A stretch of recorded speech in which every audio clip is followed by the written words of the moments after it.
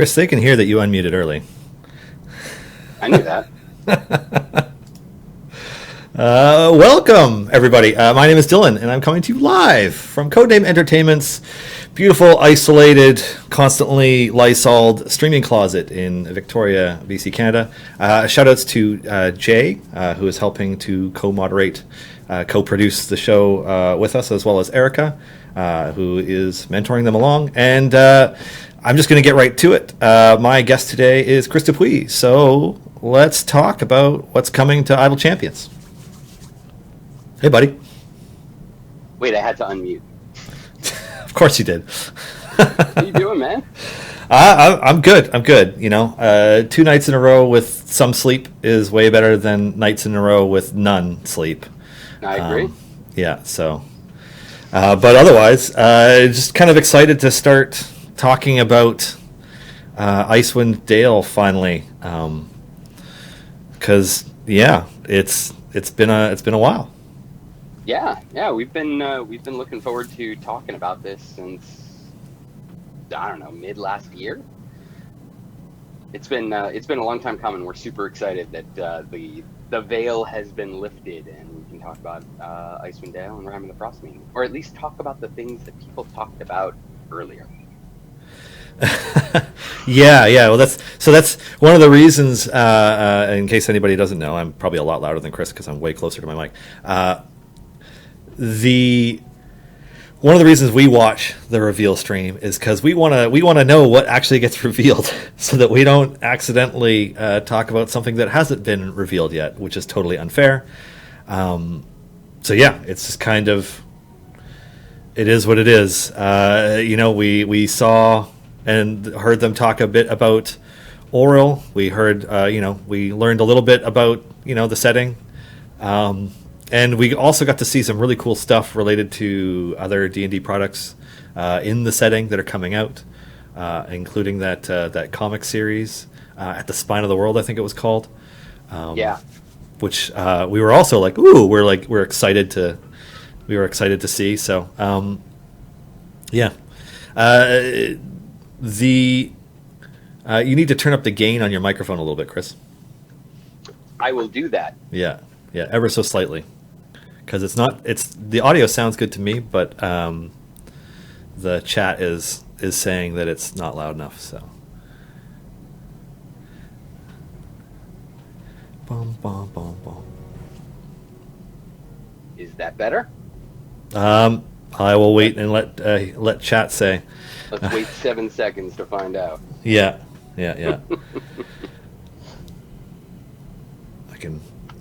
Oh, that does show up if I do that. Poking your nose with the mouse cursor. Anyways, I'm going to bring mine down a little bit.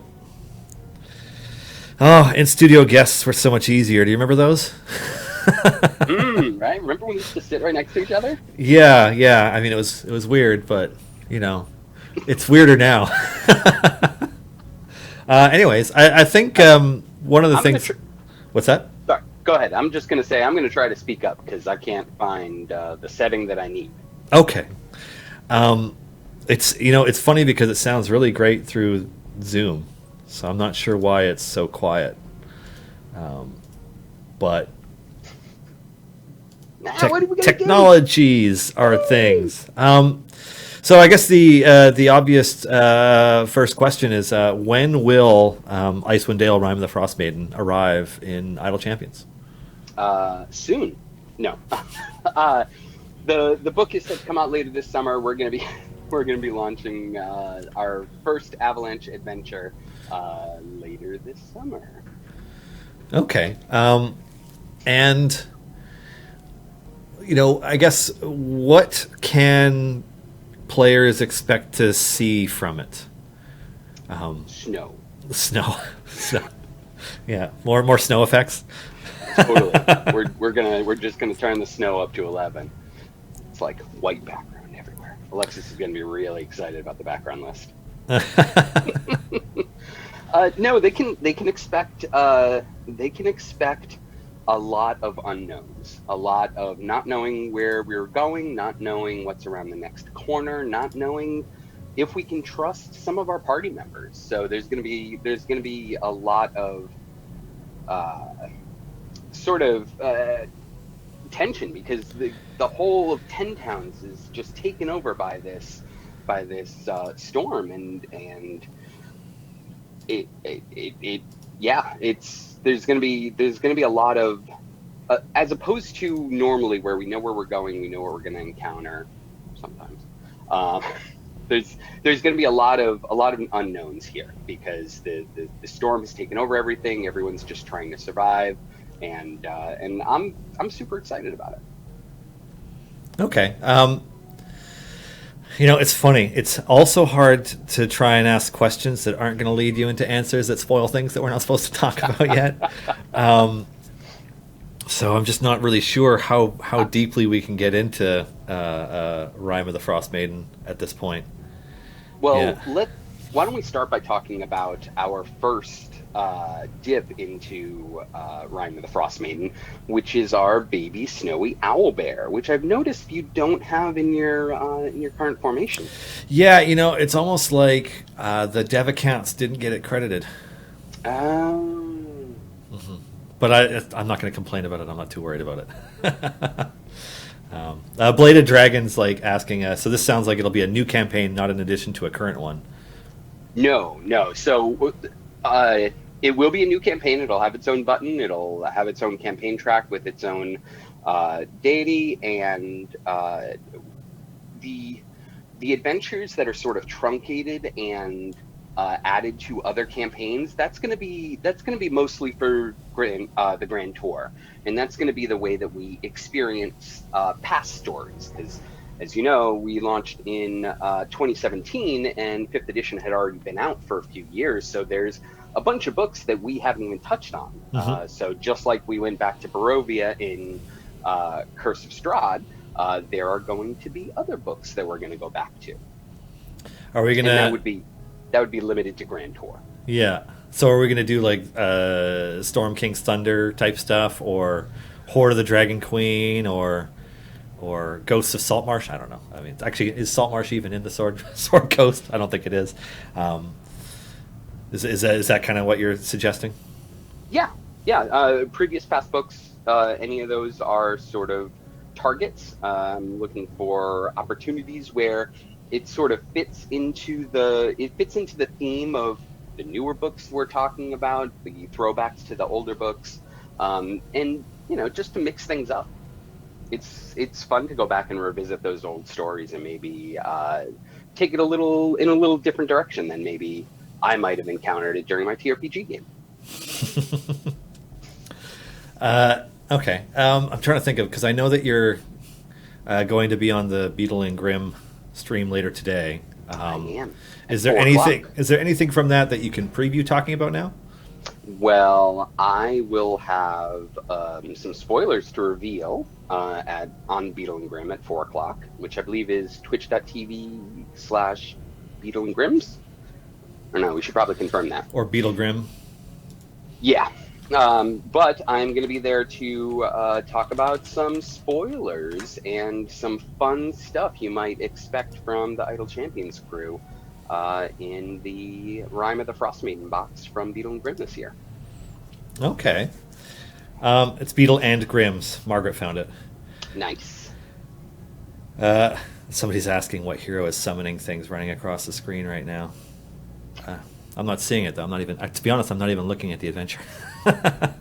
Although you can see my Gold. fancy Caddy Bree skin, newly released as part of D&D Live 2020.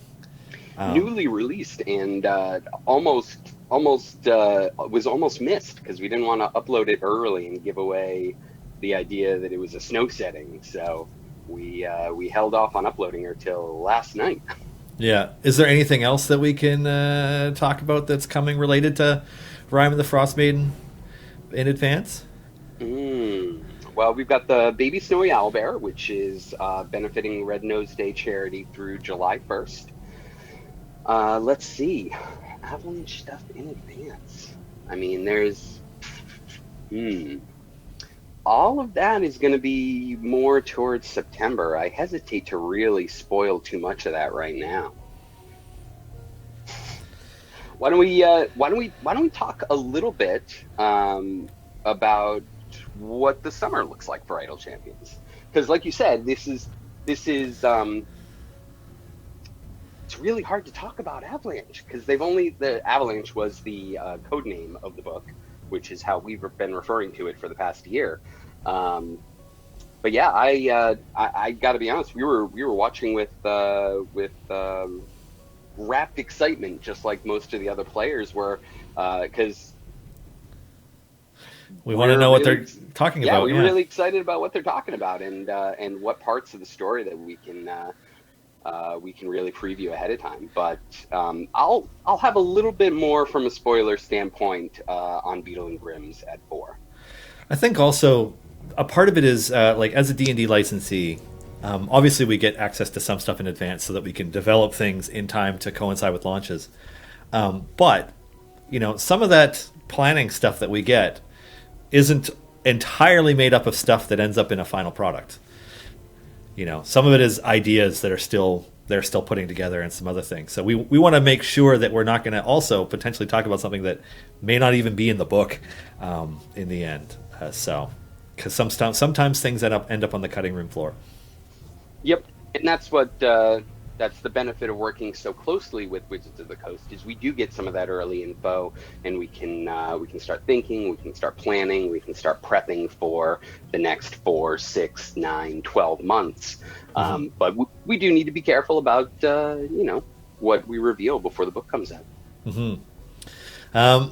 So another, I got a set of obligatory questions here for you. Okay.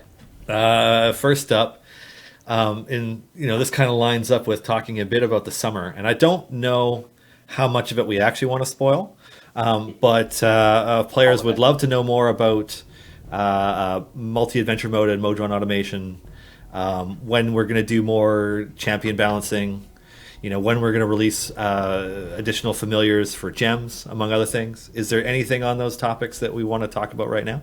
Yeah, sure. So new familiars for gems are going to be coming next month. We had. Sorry, putting my thoughts together. I work in like 4 different time frames. I work like 6 months ahead from planning. I work like 4 months ahead from design. I work 2 months ahead from flavor. So sometimes, especially after only getting like 3 hours of sleep, it takes me a minute to put things together. So yes, new gem familiars next month. We've got a big update coming in let's say the next 3 to 4 weeks, where we'll hopefully be unveiling some of those new systems that we've been teasing. Right now, it is deep in QA. We're trying to get everything tightened up so we can open it up to some beta testers and get it working really well. I know that a lot of people dealt with some challenges when we were incorporating some of those back-end changes, so that way we could get things set up for multi-instance and Modron automation. And we are working hard behind the scenes to get that all implemented. But it's a complex system. It's basically sort of rebuilding some of the game from the ground up. And Mark and David and Graham and Jacob have been doing a ton of work to get it in a workable state. And I'm super excited to get it in the hands of some of our players. So it is coming. We are actively working on it, and we are super excited to unveil it soon. Elphagris asks, if we've already been earning Oral's favor, what are we going to get with the new campaign? That's a great question. And one I forgot to talk about with Justin before he went away on his baby moon. So there's a couple of options I have in place, and I need to talk with the devs about the best way to implement it. One, the sort of the best case option in my head is to actually tweak the adventure where we did use Oral as the deity and change the deity and change it for that event so that we can use Oral's favor for Icewind Dale. Because when we were creating the 17 annual events, and each one's tied to a different deity, we didn't know what the next 3, 4, 5 years looked like in terms of Forgotten Realms gods. So I think the best bet is to tweak the deity for that event so that we don't have any conflicts between divine favor, because I'd like to feature Oral in this adventure. What will arrive in the game first? Icewind Dale, Rime of the Frost Maiden, or Olcoria Stone Marrow? Hang on, let me look at my calendar. Hang on. Olcoria by a few weeks. She's gonna eke in there right before Icewind Dale. I know we've been teasing her forever. She's coming. I got to work on the equipment tech soon. Can I give an Olcoria spoiler? Sure. Her ultimate has something to do with the urchins, who are my favorite characters from Dragon Heist. Oh, Nat, Squigs, and Jenks. Jenks, that's the last one, yeah. Yeah. They are sidekick champions now. Does the Frost Maiden campaign use Knucklehead Trout as the currency? Well, it does now. Shadow Dragon has an interesting question that's related to the in-game UI. Okay. They're wondering if there's been consideration of adding a character's archetype on their character sheet, like showing Delina as a wild surge sorcerer and the like. So I guess subclasses. Yeah, that is something that we haven't been entirely consistent with. Some characters we talk specifically about their subclass, some characters we don't. And I think we're still going to keep it on a case-by-case basis. I think where the character's design, especially when it comes to third-party characters, where the character's design and intent is heavily around their subclass or specializations or the different tracks they choose, we'll highlight that where appropriate. But for characters where it doesn't matter as much, or it's not so integral to the story arc for the character, we probably won't. Okay. But that's where I'm at right now. It's not to say we can't change. I love this room, by the way, the Flump Cave in Sea Deeps, and I love Dumpling escorting the formation. That's new tech that we have. I might do that. I want to do that with Lulu in Avernus. In Avernus? Yeah. I've only I don't get to preview a lot of the art anymore before it comes out because I don't walk past artists at work drawing stuff. But I was looking in our art channel recently at some of the stuff that's being worked on right now, and it's exciting. Do you have something that you are excited to see in the game in the relatively near future that you can talk about? Great question. Yes, we've got a skin for Ayla that one of our newest artists, Bronwyn, worked on, and she knocked it out of the park. The Valkyrie Ayla skin, I'm super excited about that. That's going to be coming soon. The baby snowy owlbear, which is the most adorable thing I think Georgia has ever put together. I'm excited about that. Let's see, what else is coming in? Oh, for a long time, we have been sitting on some designs for Avernus skins that Max Dunbar did for us late last year. And those are coming out soon. And I think both Max and Adam just knocked those designs out of the park. They just look so cool. They look awesome. Yeah, I have seen those in my dev build. I pulled them out and was looking at them. Sorry, I just realized I left the mouse cursor on your face because I moved it away from one thing to another.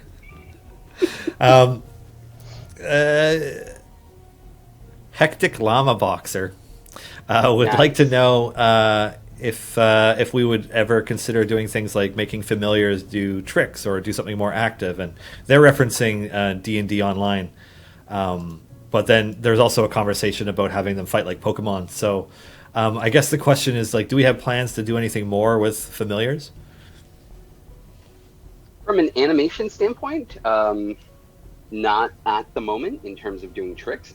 I can definitely see that, especially as I watch Lulu and the imp float around your ultimate bar.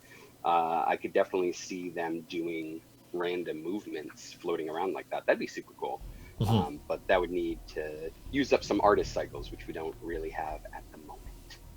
But yes, more functionality for familiars would be super cool. I think they're one of our most sought after items in the game. So I'm excited that we're bringing more gem familiars next month, and we can definitely look into having more fun with them because I know I love having all the adorable familiars up on my screen. Can you tease what any of those familiars might be? The new gem familiars? Mm. Yeah, yeah, I can tease one. I got to remember which one. Hang on.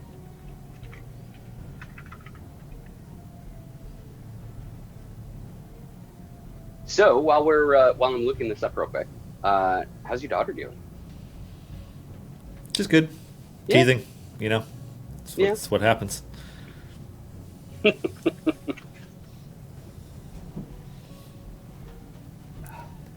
Let's see. All right, I can't pull it up, so I'm trying to remember now. Don't you guess the wrong one, Chris. Let's see. We are going to have a new familiar tied to Avalanche that isn't the Snowy Owlbear, but it's not going to be one of the gem familiars. We've got a Quasit coming in gem familiars. That's Um, that. That's my spoil. It's adorable. Well, yeah, I it's a mean Quasit. one of the upcoming familiars has fur.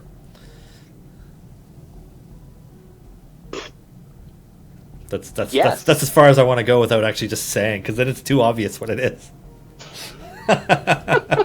But it's got fur. Okay. Yeah. Okay.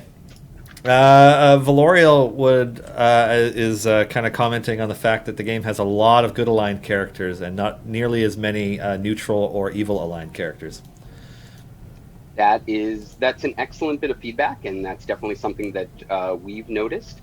That's why you'll see over the past year or so, most of our CNE original characters, when we try to fill in race and class combinations that we don't have, most of those characters have been evil It's true. to help balance that out. I It mean, says more about us than about anything else, though, doesn't it?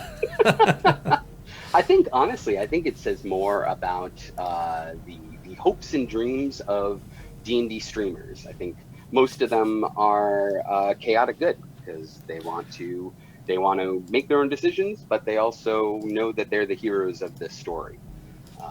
And so I think that's what's leading most of us to be what's leading us to be a little unbalanced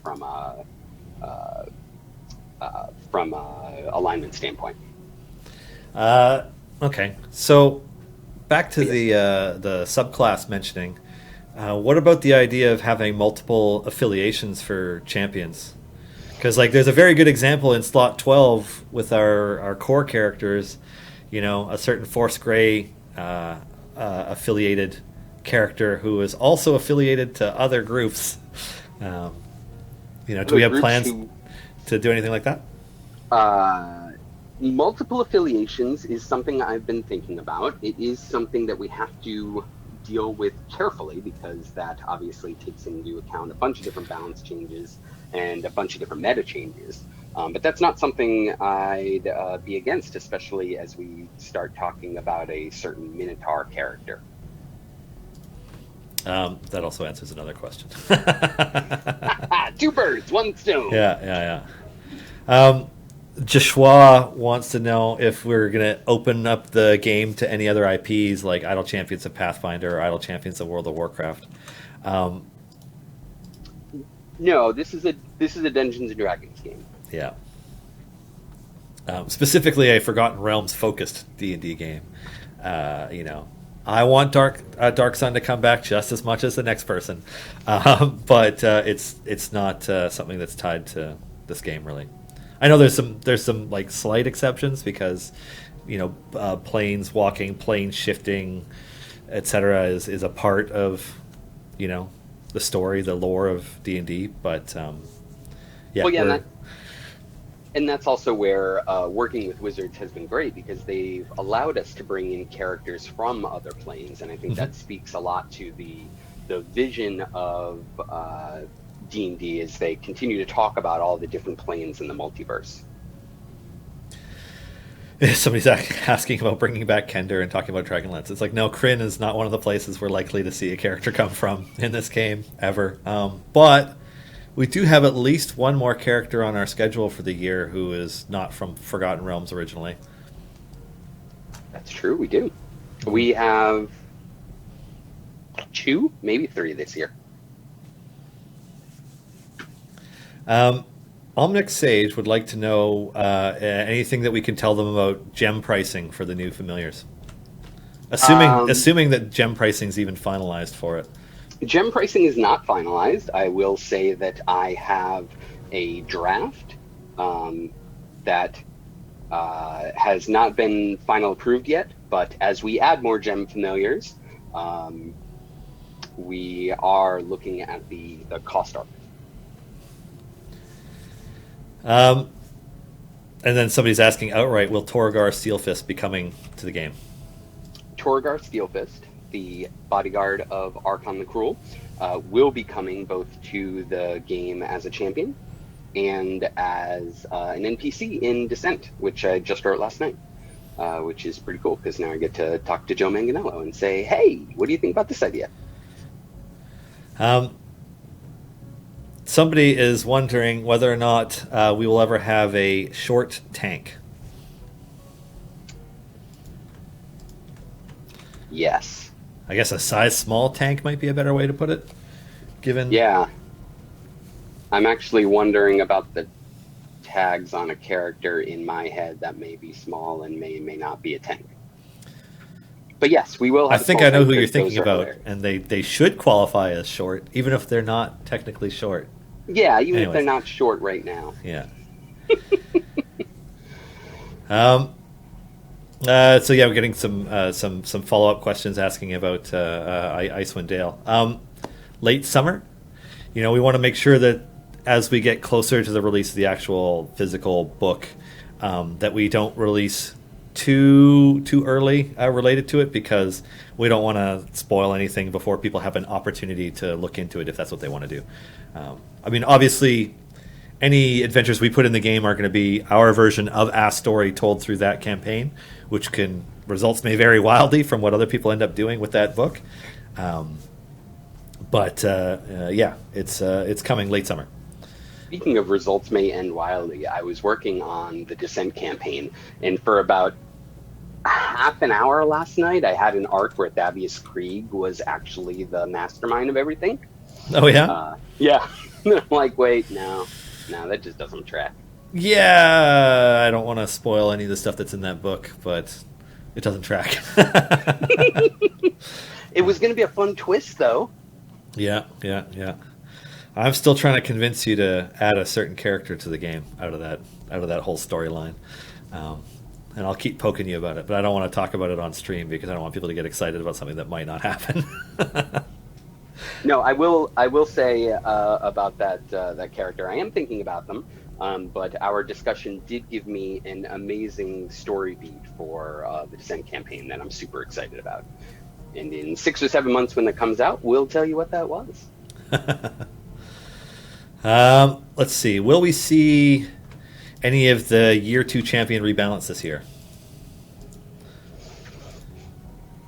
That is a question that is still up in the air. Obviously, so from a production standpoint, we have changed the way that we do things in the company drastically this year to both work with different platforms because now we're out on so many different platforms and everyone has their own approval process and timelines. So now instead of working a lot closer to what's going to be coming out right now, we're working months and months and months ahead. And that leads to some challenges, like doing content for books that aren't announced too early. Um, but also gives us the opportunity to create arcs and moments months ahead of time, which we didn't really have before. So I'm super excited about that. But it does lead to some tweaks in the landscape in terms of what we have to prioritize. So right now, I don't have a year two rebalance on the schedule, but it is something that Justin, Dave, and I are actively talking about. Okay. Um, let's see. I want to, because I know that we both have to go relatively soon, so I just want to get through a couple things really quickly. Yeah, Are we going to Theros? not not at Uh, the moment. what else? Do we have? Are we planning to ever have ultimate abilities interact with other ultimate abilities? I.e., thinking more along the lines of Chrono Trigger as opposed to trying to just time them right. So if you use two, then it does something special. That is an interesting idea, but something that we've shied away from because, um, with the exception of lightly with affiliations, we want to be careful with how much one character's power is related to having a specific character at that moment. Obviously, affiliations are where we sort of break that mold, but that's for story reasons. The challenge is, let's say, I think we could do that where there's story opportunity, because as soon as I'm going that with my head, I'm thinking if Farida and Havilar had something like that, that totally makes sense and sounds awesome, and now I want to do that. But we don't have any current plans for it. Okay.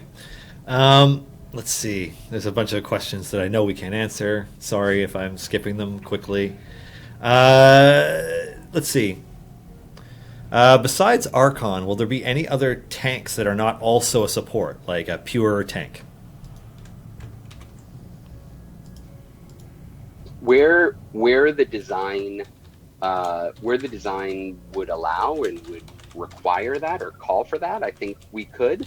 But tanks in our game are almost support by default, with just the hit point transfer that they've got. Mm-hmm. So I think they're almost always going to have the support tag. Somebody is asking whether or not we're going to see. God, saying this name is so hard. Versus Thurgish Mehen, their adopted father, this year, which I don't think we're planning to do this year. No, Yeah, Mehen is not on my schedule for this year. yeah, yeah. I only have so many schedules. But is he on your schedule? Maybe. Maybe I think Aranet Evans is an awesome author, and I love working with her. So that could be fun. Yeah. And finally, just because I know we can't do this forever, and I know when we're actually talking about stuff that's coming to the game in the future that people really want to stick around and be like, no, answer these questions, but we just can't stick around, unfortunately. What about adding, like, as we add more characters and races to the game, will we continue to do things like updating Ashara's bonds, or are there, or is that something that would be limited to like another champion rebalance update? I think it would be tied more to a rebalance update. Ashara still has plenty of bonds. But yes, if we were to introduce like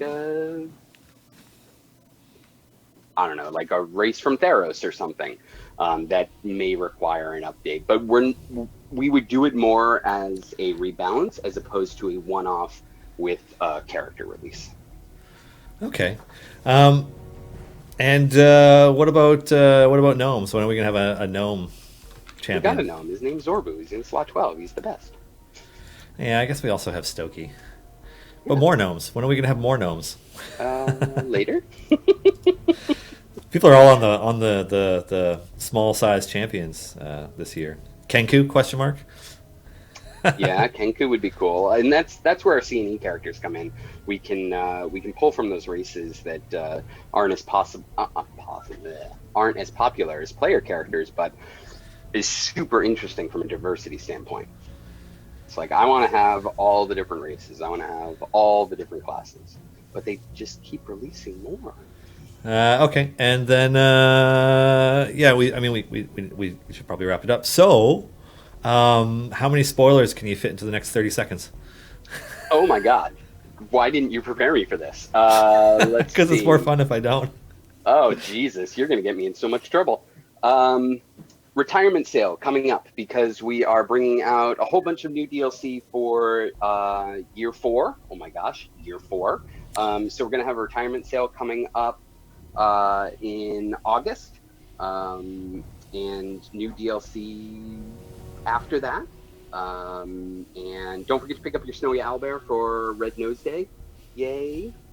Stopping childhood poverty sounds like an excellent idea. And that's all the spoilers I got. I already gave way too many spoilers. Well, here's another question that can tie to one. Okay. Will we ever do an Artificer champion? Yes. Soon, TM. Soon, TM. All right. Well, I know you got to get back to it, and I got to get back to it. And I know that we're not broadcasting right to 3 p.m. like we often do, but we've been kind of just hanging out and chat for the last 2.5 hours. So, seriously, thank you all for joining us today. It's been a lot of fun, especially as we get to watch new stuff get revealed. This has been our much shortened show for June 18th, 2020. Thank you guys for joining us. Thank you for participating. Don't forget to join me at twitch.tv/Beetle and Grims at 4 p.m. for more spoilers that Dylan couldn't squeeze out. Yeah, that's 84 minutes from now, in case anybody's wondering. Goodness. This show exists because of a whole bunch of amazing people behind the scenes, including our co-producer / moderator Jay, as well as Jay's mentor, Erica. I don't know. Is that the right? We all know that Erica keeps everything running. So, as well as Erica, as well as our partners at D&D, Greg, Bart, Pelham, Allison, Shawling, and Lisa, who are obviously having a very, very busy week and a very busy day, and all cylinders firing over there. So, Godspeed to them for a smooth and stress-free, fun weekend of streaming. Enjoy D&D Live. Take care, everybody, and we will see you tomorrow morning for Griddle Champions. Have a good one. Goblin Champion coming soon.